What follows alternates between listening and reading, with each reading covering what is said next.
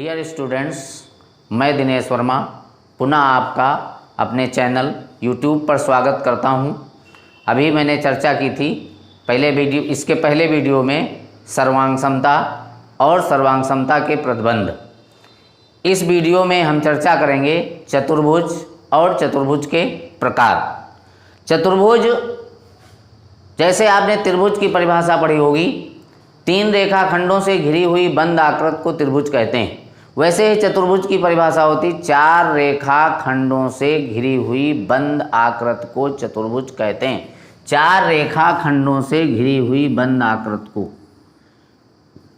AB एक रेखाखंड है, BC दूसरा रेखाखंड है और CD तीसरा और AD चौथा है। ये 4 रेखाखंडों से आकृति बंद, ये चतुर्भुज है। अगर हम ऐसे आकृति बना दें, ये चतुर्भुज नहीं। ऐसे बना दें तो ये चतुर्भुज नहीं है। परिभाषा में आपने देखा 4 रेखाखंडों से घिरी बंद आकृति को चतुर्भुज कहते हैं।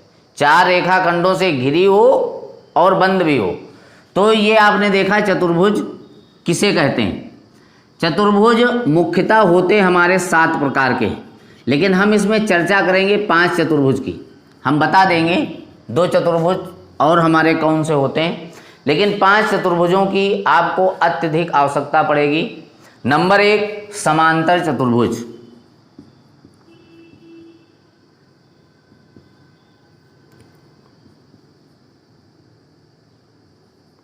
समांतर चतुर्भुज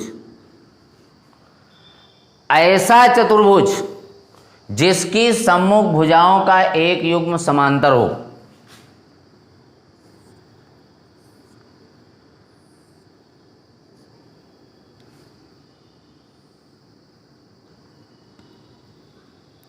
ABCD एक ये चतुर्भुज है। परिभाषा में आपको हमने बताया ऐसा चतुर्भुज जिसकी सम्मुख भुजाओं के दोनों युग्म समांतर हों। समान हो नहीं, परिभाषा में समान नहीं। ऐसा चतुर्भुज जिसके सम्मुख भुजाओं के दोनों युग्म समांतर हों। देख रहे हैं आप, ABCD के समांतर है, BCAD के समांतर है, AB समांतर CD और BC समांतर AD। इसलिए ये एक समांतर चतुर्भुज है। ये एक समांतर चतुर्भुज है। ये समांतर का चिन्ह है। समांतर चतुर्भुज के बाद आप देखेंगे आयत। समांतर चतुर्भुज की परिभाषा मालूम, आयत की उससे भी आसान। ऐसा समांतर चतुर्भुज जिसका एक कोण 90 अंश का हो उसे आयत कहते हैं। कोई समांतर चतुर्भुज है और अगर उसका एक कोण 90 का हो, ये समांतर चतुर्भुज है क्योंकि ये भुजा इस भुजा के समांतर है, ये भुजा इस भुजा के समांतर है और इसका एक कोण 90 का है, तो ये आयत हो गया। ऐसा समांतर चतुर्भुज जिसका एक कोण 90 का हो आयत कहलाता है। अब अगर एक कोण 90 का है तो इसके सभी कोण 90 के ही होंगे। क्यों होंगे? क्योंकि समांतर चतुर्भुज के सम्मुख कोण समान होते हैं। जितने अंश का ये होगा उतने अंश का ये होगा, तो जब इसमें 90 का होगा तो ये भी 90 का हो जाएगा। और समांतर चतुर्भुज की एक ही भुजा पर बने कोणों का योग 180 अंश होता है। इसलिए इन दोनों का योग 180 अंश होगा और 180 में से इस 90 को हम घटा देंगे तो ये भी 90 आएगा। इसलिए आयत का प्रत्येक कोण 90 का होता है। समांतर चतुर्भुज के सम्मुख कोण समान होते हैं। आयत की परिभाषा एक बार पुनः हम देख लेते हैं। ऐसा समांतर चतुर्भुज जिसका एक कोण 90 अंश का हो उसे आयत कहते हैं। आयत के बाद हम देखेंगे समचतुर्भुज।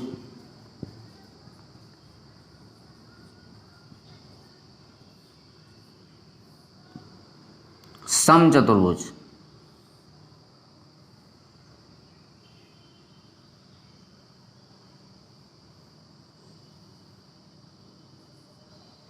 इसका नामांकन कर देते हैं।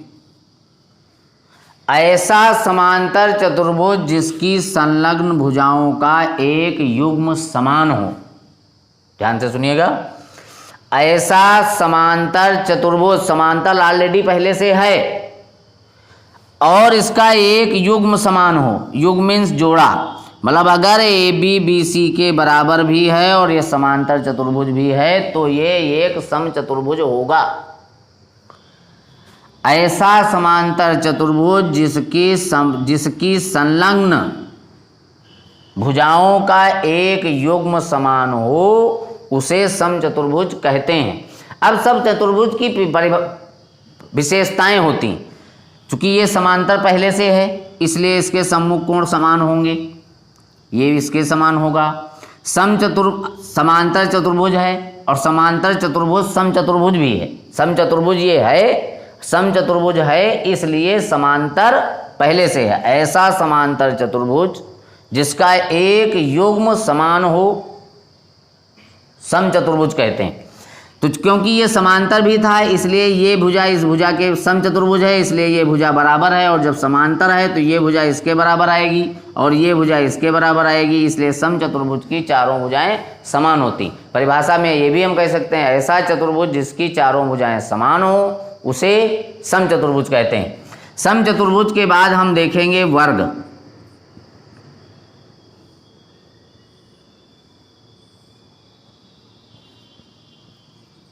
वर्ग ऐसा समचतुर्भुज, समचतुर्भुज का मतलब चारों भुजाएं समान, ऐसा समचतुर्भुज जिसका एक कोण 90 अंश का हो उसे वर्ग कहते हैं। समचतुर्भुज हो और एक कोण 90 का हो वर्ग कहते हैं। वर्ग में सभी चतुर्भुजों की विशेषताएं होती, क्योंकि वर्ग ऐसा चतुर्भुज है जिसमें सभी चतुर्भुजों के गुण पाए जाते हैं। समांतर चतुर्भुज में आपने देखा था कि सम्मुख भुजाएं समान होती हैं, सम्मुख कोण समान होते हैं, सम्मुख भुजाएं समान होती हैं, विकर्ण एक दूसरे को समद्विभाजित भाजित करते हैं।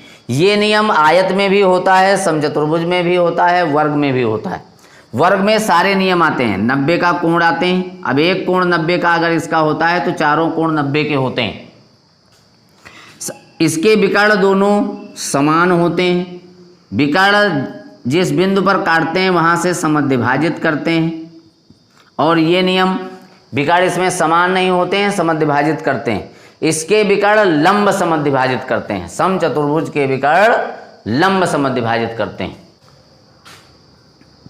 पांचवा आप देखेंगे समलंब। ऐसा चतुर्भुज जिसकी सम्मुख भुजाओं का एक युग्म समांतर हो। ऐसा चतुर्भुज जिसकी सम्मुख भुजाओं का एक युग्म समांतर हो समलंब कहते हैं। ये भुजा इस भुजा के समांतर है, ए बी समांतर सी डी, तो ये हो गया समलंब। ऐसा चतुर्भुज जिसकी सम्मुख भुजाओं का एक युग्म समांतर हो उसे समलंब चतुर्भुज कहते हैं। नंबर 6 देखेंगे आप, उत्तल चतुर्भुज।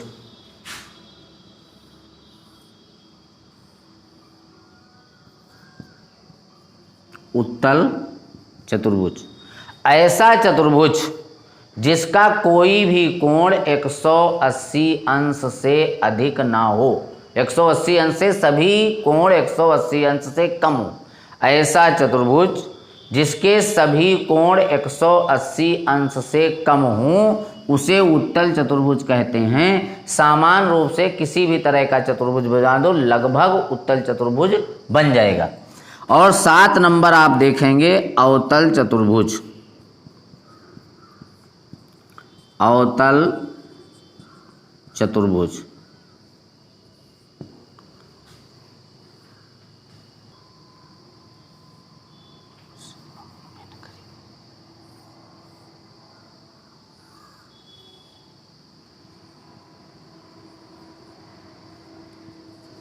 अवतल चतुर्भुज ऐसा चतुर्भुज जिसका कोई एक कोण 180 अंश से अधिक हो। ऐसा चतुर्भुज जिसका कोई एक कोण 180 अंश से अधिक हो उसे अवतल चतुर्भुज कहते हैं। तो ये आप देख रहे थे चतुर्भुज और चतुर्भुज के प्रकार। अब अगले वीडियो में हम चतुर्भुजों पर आधारित जो थ्योरम होती हैं उस पर चर्चा करेंगे। थैंक्स।